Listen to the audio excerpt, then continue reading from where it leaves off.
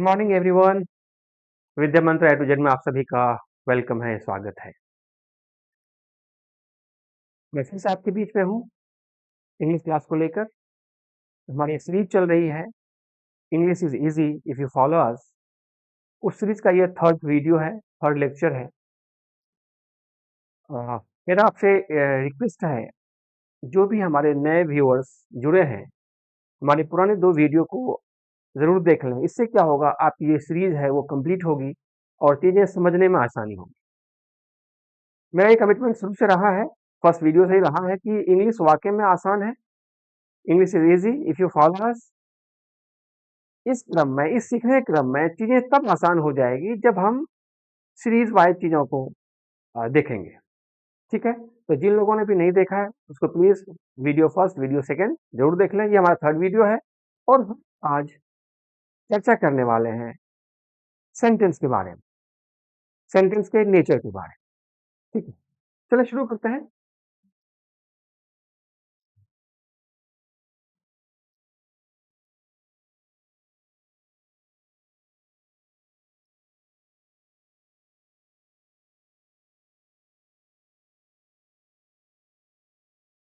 Sentence, ठीक है? एक बात मैं बहुत ही फ्रैंकली कहता हूँ आपसे, जब आप कोई बुक पढ़ना शुरू करते हैं, तो आप पढ़ते हैं kinds of sentences, kinds of sentence. आपने पढ़ा होगा अफर्मेटिव, नेगेटिव, इंट्रोगेटिव या असर्टिव, इंट्रोगेटिव। मेरा जो यहाँ पे मंशा है, मेरा जो यहाँ पर्पस है, वो अंग्रेजी सिखाने का टू द फुलेस्ट है।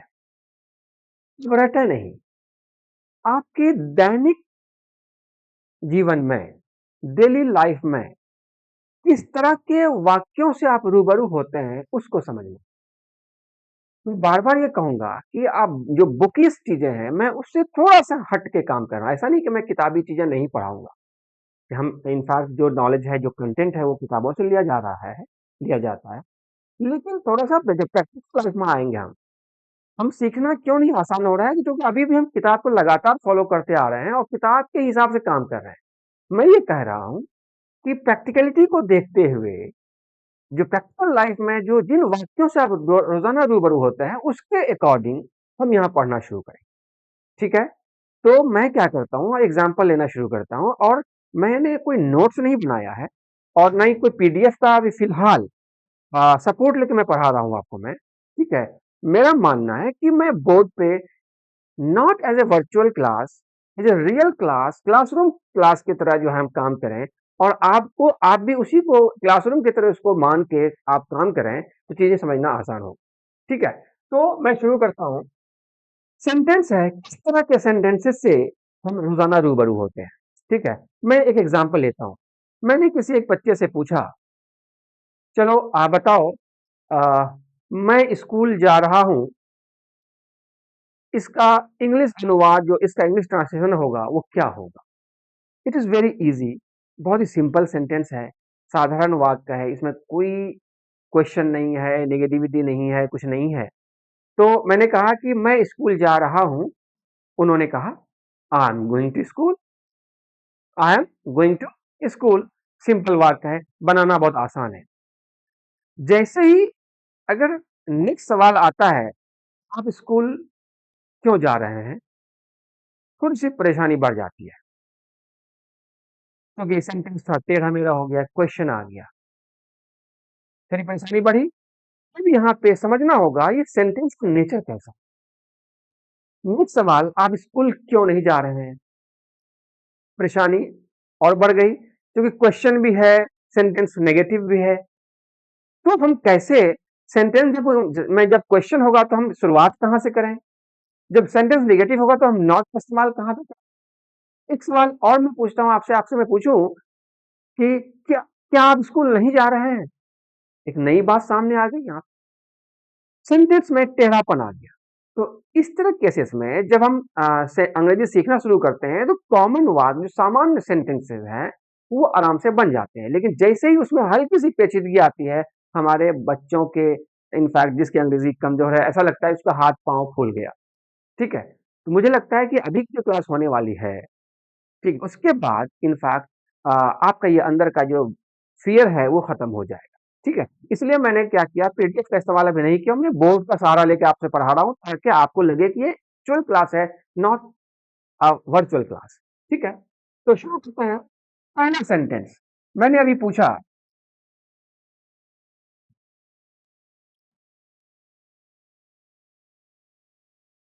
पहला वाक्य,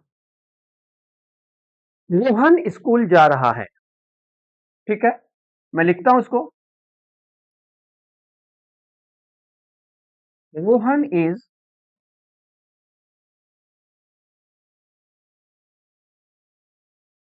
गोइंग टू स्कूल, से Rohan is going to school. जब मैं थोड़ा सा बदलाव लाता हूं सेंटेंस में,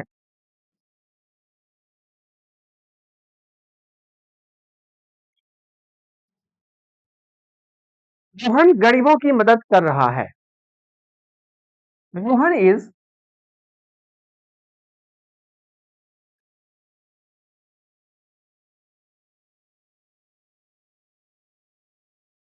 हेल्पिंग द पुअर, ठीक है? मैं सेंटेंस जानबूझ के चेंज किया हूं ताकि कुछ पुरानी चीजें हम रिपीट करें, दोहरा सकें, आपको रिकैप करवा सकें, आपको यह चीजें याद हो जाए जो लास्ट जो 2 वीडियोस में हुआ है, ठीक है? खासकर सेकंड लास्ट वीडियो में जो हुआ था। यहाँ पे देखें सेंटेंस वही है, बहुत सिंपल सेंटेंस है, रोहन गरीबों की मदद कर रहा है। सेंटेंस में 3 चीजें दिखती है। एक सेंटेंस में जनरली 3 चीजें दिखती है। मैंने कहा था कल की क्लास में, हमारा जो लास्ट वीडियो था, सेकंड वीडियो, जिसमें कहा गया था कि 3 मेन कंपोनेंट्स हैं उसमें। 3 मेन कंपोनेंट्स हैं। कौन-कौन? Subject, verb, object. इस सेंटेंस में रोहन क्या है? सब्जेक्ट है। हेल्प क्या है? वर्ब है। द पुअर क्या है? ऑब्जेक्ट है। यही तो सेंटेंस का स्ट्रक्चर होता है, subject plus verb plus object. देखें गौर से आप, subject plus verb plus object, ये हमारा इंग्लिश सेंटेंस का स्ट्रक्चर है। किसी भी तरह के सेंटेंस लेंगे आपको यही स्ट्रक्चर नजर आएगा। ये हमारा बहुत ही सामान्य सेंटेंस है, ठीक है? क्या कहें, इस सेंटेंस को देखें गौर से, सिंपल सेंटेंस है, कोई क्वेश्चन नहीं है, कोई निगेटिव वर्ड नहीं है। इस सेंटेंस को हम क्या कहेंगे? Affirmative sentence. मैं बगल में लिखता जा रहा हूं, ठीक है? नाम को जरूरी है जानना, अफर्मेटिव। ये कौन सेंटेंस हो गया? अफर्मेटिव, ठीक है?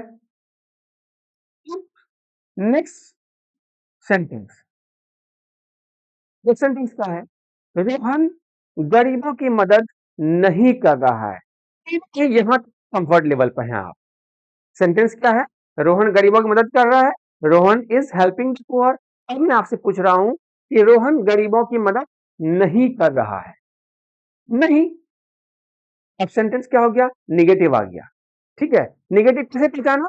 हिंदी में क्या है? नहीं शब्द का प्रयोग किया गया है, मतलब कोई काम नहीं हो रहा है, नहीं कर रहा है।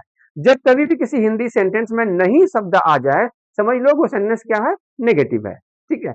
नेगेटिव बनाने की बात करते हैं, चीजों को यहाँ पे समझिएगा। मैं बहुत ज्यादा रूल्स लिखाऊंगा नहीं, बिल्कुल वे में आपको समझना है।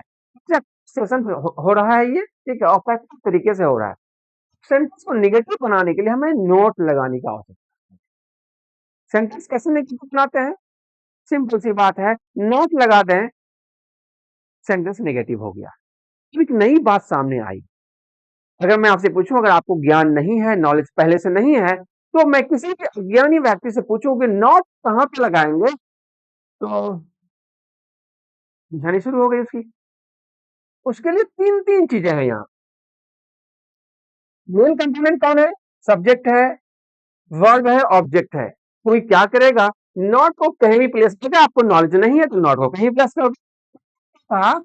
Rohan not is helping the poor, Rohan not is helping the poor. क्या हो जाएगा?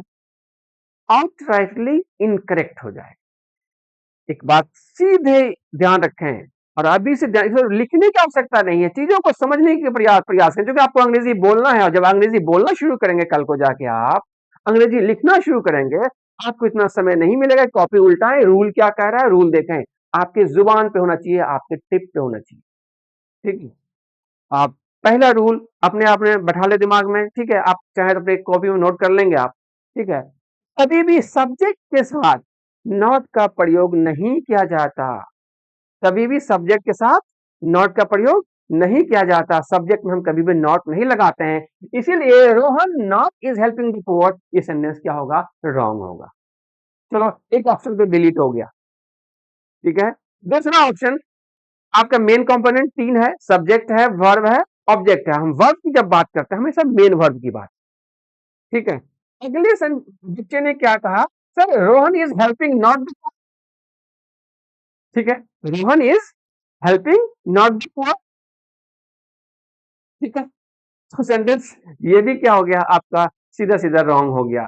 एक बात याद रखें, फिर से सेकेंड रूल बता रहा हूं आपको मैं, आप नोट कर लेंगे अलग सी बात है, ठीक है, मैं लिखने नहीं जा रहा हूं क्योंकि क्लासेस जो है बिल्कुल प्रैक्टिकल अप्रोच में जा रही, कभी भी याद रखें आप, कभी भी मेन वर्ब में नॉट का यूज हम नहीं करते हैं, कभी भी मेन वर्ब में नॉट का यूज नहीं करते हैं, तो Rohan is helping not the poor ये गलत हो जाएगा, ठीक है। चलो दो ऑप्शन तो लीडिंग हो गया। अब एक बच्चा क्या करता है, मेन कंपोनेंट तीन है, सब्जेक्ट है, वर्ब है, ऑब्जेक्ट है, क्या कुछ नहीं करना, नॉट को जो है बिल्कुल ऑब्जेक्ट में जाकर ठोक देना है, ठीक है, ठोकना नहीं है, मतलब लगा देना है, चिपका देना है, ठीक है, उसके साथ यूज करना है, ठीक है, यहाँ पे यही देसी लैंग्वेज है, कहीं कहीं लोग इस्तेमाल करते हैं, मैंने भी सीखा, कहीं से सीख सुन लिया तो सीख लिया, ठीक है। चलो क्या ऑप्शन आया तीसरा, Rohan is helping the poor not, क्या ये सही होगा, नहीं, ये भी गलत है। चलो अच्छी बात है, गलत है तो ये भी गलत हो गया। ये एक बात आप लोगों के दिमाग में एक बात आ रही होगी, सिंपल सा सेंटेंस है, बचपन से पढ़ते आ रहे हैं, I am going to school, I am not going to school, he is helping the poor, he is not helping the poor, हमेशा मैंने नॉट को लगा दिया है, तो यहाँ पे इधर क्लास को इतनी लंबी करने की क्या आवश्यकता थी, आवश्यकता ये थी, आप जिंदगी भर के लिए इस बात को बैठा लें दिमाग में, कभी भी नॉट का प्रयोग हम सब्जेक्ट के साथ नहीं करेंगे, मेन वर्ब के साथ नहीं करेंगे, ऑब्जेक्ट के साथ नहीं करेंगे। अगर इस चीज को सीख लिए तो ये एक दुविधा जिंदगी भर के लिए खत्म हो गई, एक जो मिसकंसेप्शन जो है वो खत्म हो गया कि नॉट का इस्तेमाल हम सब्जेक्ट में करें या ऑब्जेक्ट में करें या वर्ब में करें, नॉट का इस्तेमाल कभी भी सब्जेक्ट मेन वर्ब ऑब्जेक्ट में नहीं करते हैं, आप करते हैं तो कहाँ करते हैं। एक सिंपल सी बात है, एक छोटे बच्चे की क्लास ले रहे हैं जो उन्होंने शुरुआत की है, उसके लिए बहुत ही इंपॉर्टेंट चीज है कि नॉट का इस्तेमाल जब जब भी हम करेंगे हेल्पिंग वर्ब के साथ करेंगे या मॉडल वर्ब के साथ करेंगे। तो इस केस में इस सेंटेंस में आप देख रहे हैं कि इज जो है हमारा क्या है, हेल्पिंग वर्ब है, इज क्या है, हेल्पिंग वर्ब है, तो नॉट का इस्तेमाल जो है हम हेल्पिंग वर्ब के साथ करेंगे, तो सेंटेंस बहुत ही आसान हो गया हमारे लिए बनाना। अब क्या है, यहाँ पे मेरा जो मेन कंसेप्ट है, मेन मोटो है, वो समझाना है, और इनफैक्ट एक बार पढ़ने का है, दोबारा ऐसी इस तरह से पढ़ें कि दोबारा पढ़ने की आवश्यकता नहीं हो। तो मैंने सेंटेंस में लिख रहा हूँ यहाँ पे sentence negative, Rohan is not, ठीक है, एक मॉडर्न इंग्लिश में आप इसका शॉर्ट फॉर्म भी दिखता है साथ साथ, इज, आप ऐसे भी लिख सकते हैं, रोहन इज नॉट या रोहन इजंट,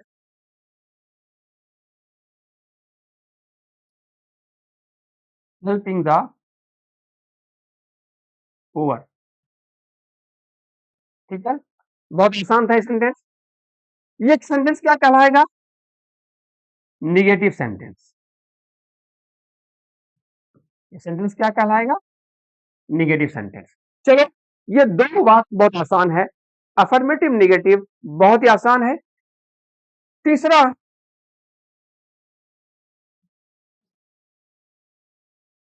हम उन वाक्यों को ले रहे हैं जो रोजाना डे टू डे लाइफ में हम इस्तेमाल करते हैं। सवाल आता है, क्या रोहन गरीबों की मदद कर रहा है, क्या रोहन गरीबों की मदद कर रहा है, अब यहां एक सवाल पैदा होगा, क्या रोहन गरीबों की मदद कर रहा है, क्या करेंगे ऐसे केस में, चीजों को समझें। पहली बात, सवाल इंट्रोगेटिव है, सवाल क्या है? इंट्रोगेटिव है। किसे कहते हैं इंट्रोगेटिव? वैसे सवाल, वैसे सेंटेंस जिससे क्वेश्चन पैदा हो। वैसे सवाल, वैसे सेंटेंस जिससे क्या हो? क्वेश्चन डेवलप हो, कुछ क्वेश्चन पैदा हो, जिसका जवाब देना पड़े। हम सवाल कर रहे हैं, अब जवाब, जैसे सवाल पैदा हो वो सेंटेंस इंट्रोगेटिव कहलाता है। लेकिन इंट्रोगेटिव का भी दो नेचर है। इंट्रोगेटिव का भी दो नेचर है। एक ऐसा इंट्रोगेटिव जिसमें मुंह खोल के बोलने की आवश्यकता नहीं है। एग्जाम्पल देता हूं आपको मैं। एक ऐसा इंट्रोगेटिव जिसमें मुंह खोल के बोलने की आवश्यकता नहीं है, तो सर हिला के भी आप जवाब दे सकते हो। क्या रोहन गरीबों की मदद कर रहा है? इसका जवाब यस या नो में होने वाला है। सवाल ऐसा है, इसमें ज्यादा कुछ बोलने की आवश्यकता नहीं है। क्या रोहन गरीबों की मदद कर? यस और नो। मैंने क्या कहा? ऐसे सवाल जिसका जवाब आप बिना मुंह खोले भी दे सकते हैं, सर हिला के भी दे सकते हैं। क्या रोहन गरीबों की मदद कर रहा है? यस। अगर नहीं कर रहा, नो। ठीक है, तो यहाँ पे देखें इंट्रोगेट में दो नेचर आया। क्या रोहन गरीबों की मदद कर रहा है? इस सवाल का जवाब आप केवल हाँ या ना में दे सकते हैं। मैं क्या कर रहा हूं, इसमें पहले लिख लेते हैं यस नो क्वेश्चन, वैसे इंट्रोगेटिव जिसका जवाब हाँ या ना में दे सकें, उस तरह के वाक्य को हम यस नो क्वेश्चन कहते हैं। इस वाक्य को हम कैसे बनाएंगे? कुछ नहीं करना है। यस नो क्वेश्चन बनाने के लिए बहुत आसान सा तरीका। क्या करें, सेंटेंस जो हम अफर्मेटिव सेंटेंस है, आप देखिए गौर से, सेंटेंस जो अफर्मेटिव है उसमें सब्जेक्ट के बाद हेल्पिंग वर्ब दिया गया है। कुछ नहीं करना है, उस हेल्पिंग वर्ब सब्जेक्ट से पहले रख देना है। उस हेल्पिंग वर्ब सब्जेक्ट से पहले रख देना है। यस नो क्वेश्चन का रिलेशन साफ साफ दिख रहा है, कहां से? अफर्मेटिव से है। ठीक है, यस नो क्वेश्चन का जो रिलेशन होगा वो कहां से होगा? अफर्मेटिव से दिख रहा है। हम क्या करेंगे, अफर्मेटिव वाक्य को लेंगे, सेंटेंस को लेंगे, उसका जो हेल्पिंग वर्ब है सब्जेक्ट रख देंगे। हम क्या कर रहे हैं यहाँ पर, इसको हम पहले कर रहे हैं। ठीक है, इज रोहन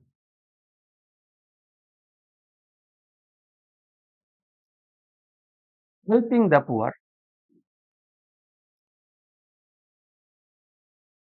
सवाल आ गया, क्वेश्चन मार्क देना जरूरी है। Is Rohan helping the poor? बात समझ में आ गई? वैसे इंट्रोगेटिव सेंटेंस जिसका जवाब हम केवल हाँ या ना में दे सकें, उसको हम क्या, वो क्या कहलाएगा? यस नो क्वेश्चन कहलाएगा।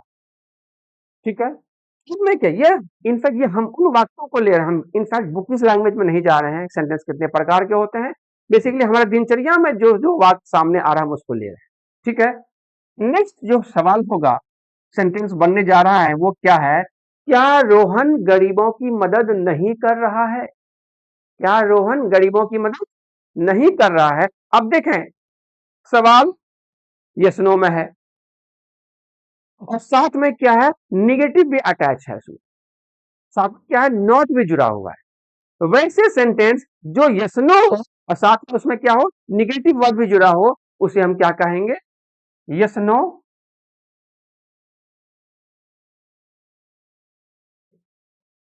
नेगेटिव। बिल्कुल प्रैक्टिकल अप्रोच पे हम लोग जा रहे हैं। ऐसे ही वाक्य आपके डेली लाइफ में आने वाला है। किताब पे के भरोसे रहेंगे तो काम नहीं चलने वाला है। ये वाक्य से रोजाना रूबरू आप होंगे। मैं एग्जांपल आपको मैं देता हूं, आपकी छोटी बहन पिज्जा नहीं खाती है, आपके मामा जी घर आए, उसे पता है कि उसकी छोटी भांजी जो है पिज्जा नहीं खाती है, लेकिन फिर भी वो कंफर्म करना चाहता है। वो आपसे पूछता है, क्या रिया पिज्जा नहीं खाती है? डेली लाइफ एग्जांपल है या नहीं है?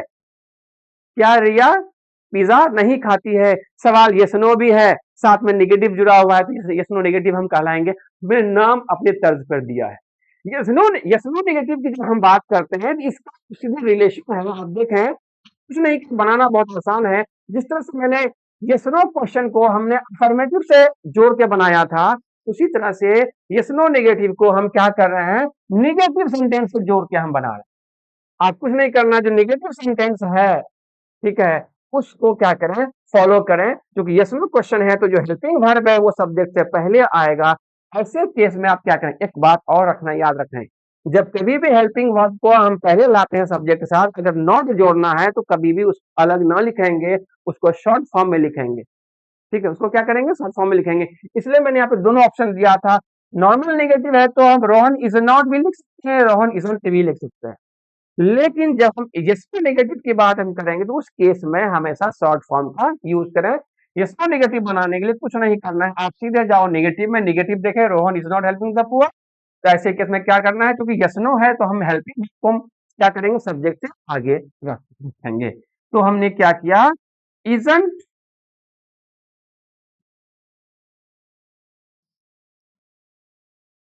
रोहन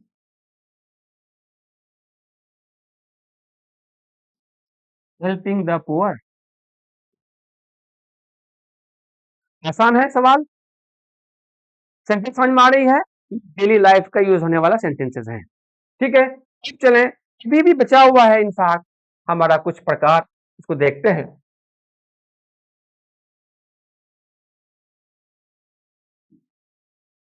अगला सेंटेंस जो हम रोजाना बोलचाल में बात करते हैं, ठीक है, रोहन गरीबों की मदद क्यों कर रहा है, रोहन गरीबों की मदद क्यों कर रहा है, ये भी इंट्रोगेटिव है, ये भी क्या है, इंट्रोगेटिव है। लेकिन ये वाक्य, ये सेंटेंस का जवाब आप केवल हाँ या ना में नहीं दे सकते हैं। इस सवाल का जो जवाब होगा आप हाँ में या ना में नहीं दे सकते हैं। सेंटेंस तो है इंट्रोगेटिव, लेकिन इसके लिए आपको मुंह खोल के बोलना पड़ेगा, इसलिए मदद कर रहा है, इसलिए मदद नहीं कर रहा। ठीक है, रोहन गरीबों की मदद क्यों कर रहा है। अब सवाल आ गया क्यों, क्यों की अंग्रेजी क्या होती है, वाई। एक बात रखेंगे कि जितने भी सवाल जिसका जवाब देने के लिए हमें मुंह खोल के बोलना पड़े, रीजन देना पड़े, वो सारे सवाल कैसे बनते हैं, वो WH वर्ड से बनता है। WH word, WH, W, what, why, when, which, ठीक है, H फॉर हाउ, इस तरह के सवाल, क्यों, कैसे, किस लिए, ठीक है, ये सारे सवाल के जवाब जो होंगे, ठीक है, उसको मुंह खोल के देना पड़ेगा। इसलिए इस तरह के सेंटेंसेस का नाम हमने क्या रखा है, WH क्वेश्चन। मैं पहले नाम लिख रहा हूं, WH क्वेश्चन, ये WH फैमिली है, जितने तरह के सवाल बनते हैं से बनते हैं, चाहे व्हाट हो गया, व्हेन हो गया, विच हो गया, अब सवाल आती है, ये WH क्वेश्चन है, ठीक है। तो रोहन गरीबों की मदद क्यों कर रहा है, जब कभी भी सेंटेंस इंट्रोगेटिव हो और WH उसमें आ जाए तो याद रखें, सेंटेंस की जो शुरुआत हम करेंगे WH से करेंगे। इसमें आप एक नया रूल है, एक रूल बना, इसको लिखने की आवश्यकता नहीं है। मैं समझता हूं कि अगर आप चीजों को समझते हैं तो काफी है, ठीक है, लिखने की आवश्यकता नहीं है। अगर सेंटेंस में WH वर्ड आ जाए तो हम सेंटेंस की शुरुआत ही किससे करेंगे, WH से करेंगे। ठीक है, रोहन गरीबों की मदद क्यों कर रहा है, तो शुरुआत हमने क्या कि WH से, क्यों, सबसे पहले क्यों वर्ड की अंग्रेजी लिख दो आप यहां पर, क्यों। अब एक नई चीज, सेंटेंस अगर WH हो तो क्या करना चाहिए, शुरुआत WH वर्ड से करना चाहिए। हमने क्या किया, लिख दिया WH वर्ड, वाई, क्यों कर रहा है। अब एक नई बात और सामने आ गई, लोग यहाँ पे खूब खूब गलती करते हैं। मैंने पूछा तुम क्या खा रहे हो, तुम क्या खा रहे हो, इसकी अंग्रेजी बनाओ। अधिकांश बच्चे क्या करते हैं, what you are eating, what you are eating, तुम कहां जा रहे हो, where you are going, where you are going. ये सेंटेंस ग्रामेटिकली रॉन्ग है। किसी में कोई लॉजिक देंगे, सर इतनी ग्रामर पढ़ने की आवश्यकता है, आप तो समझ रहे हैं ना अंग्रेजी, मैं ये कह रहा हूं, ठीक है, आपकी बात मान लिया कि अंग्रेजी थोड़ी सी मेहनत कर रहे हैं, थोड़ी सी अंडरस्टैंडिंग तो बढ़ा ले, शुद्ध लिखना क्या जाता है, ग्रामर तो यही सिखाते, शुद्ध लिखना, शुद्ध पढ़ना। और नॉर्मल बोलचाल के अलावा जब आप इनफैक्ट एकेडमिक्स में जाओगे, एकेडमिक्स सही चीज लिखेगा, नहीं तो आप काबिल इंसान नहीं कहलाएंगे। तो छोटी सी नॉलेज है यहाँ पे कि मैं समझ रहा हूँ कि वेयर यू आर गोइंग, तुम कहाँ जा रहे हो, समझ में नहीं तो समझ में आ गई मेरी बात, लेकिन क्या ये ग्रामेटिकली करेक्ट है? नहीं। तो एक छोटी सी बात ये है, WH के बाद हमेशा पहले हेल्पिंग वर्ब का प्रयोग किया जाता है। याद रखेंगे इस बात को, हमेशा लिख लें कि WH वर्ब के बाद पहले क्या होगा, हेल्पिंग वर्ब आएगा, देन सब्जेक्ट आएगा। यहाँ पे क्या हो रहा है, रोहन गरीबों की मदद क्यों कर रहा है?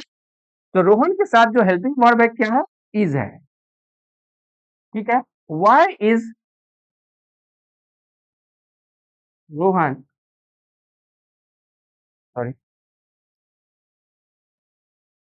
Why is Rohan helping the poor? Rohan गरीबों की मदद क्यों कर रहा है? इसी से जुड़ा हुआ एक सेंटेंस और है, WH negative.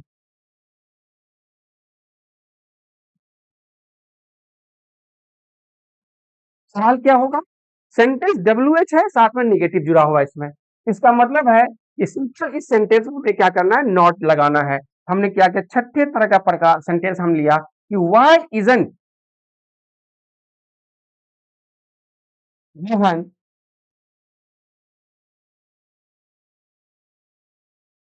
Helping the poor, Rohan गरीबों की मदद क्यों नहीं कर रहा है? ये 36 तरह के सेंटेंस जो आप डेली लाइफ में यूज कर रहे हैं, और मेरी समझ में जो सेंटेंस और भी इसमें हम ऐड करना चाहेंगे, क्योंकि इसका भी इस्तेमाल बहुत ज्यादा किया जाता है। अगर इस तरह के सेंटेंस काम करते हैं तो आपकी अंग्रेजी बोलना आसान, अंग्रेजी लिखना आसान, अंग्रेजी समझना आसान। वो सातवां जो प्रकार है हम इनफैक्ट लिखने जा रहे हैं, वो क्या है, हु बेस्ड है। एक सवाल यहाँ पैदा होगा, कौन गरीबों की मदद कर रहा है? बोलचाल में ये भी इस्तेमाल खूब होता है, कौन गरीबों की मदद कर रहा है? तो हु को यहाँ पे हम सिंगल एंटिटी की तरह लेते हैं। उस केस में क्या करेंगे, हु इज बेसिकली रोहन, जब सवाल हु होगा तो रोहन सब्जेक्ट नहीं होगा वहां पर, हु अपने आप में क्या है, इंट्रोगेटिव सब्जेक्ट है यहाँ पर। हु इज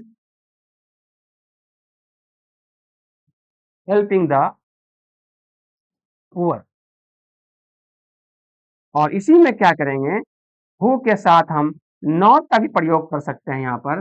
तो इस सवाल कैसा बनेगा, सेंटेंस का जो स्ट्रक्चर होगा, सेंटेंस की जो रूपरेखा होगी वो कुछ इस तरह से होगा, हु इजंट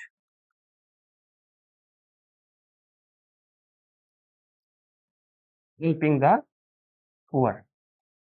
तो बेसिकली ये सेंटेंस मैंने 8 तरह के सेंटेंसेस लिखे यहाँ पर, 8 तरह के सेंटेंस बताया, और इस 8 तरह पे अगर अच्छी प्रैक्टिस होती है, अगर इस 8 तरह के वाक्यों पर अच्छी प्रैक्टिस होती है, तो मैं समझता हूँ कि आपकी जो अंग्रेजी बोलने, लिखने और समझने का मामला होगा, बहुत समाधान हो जाए।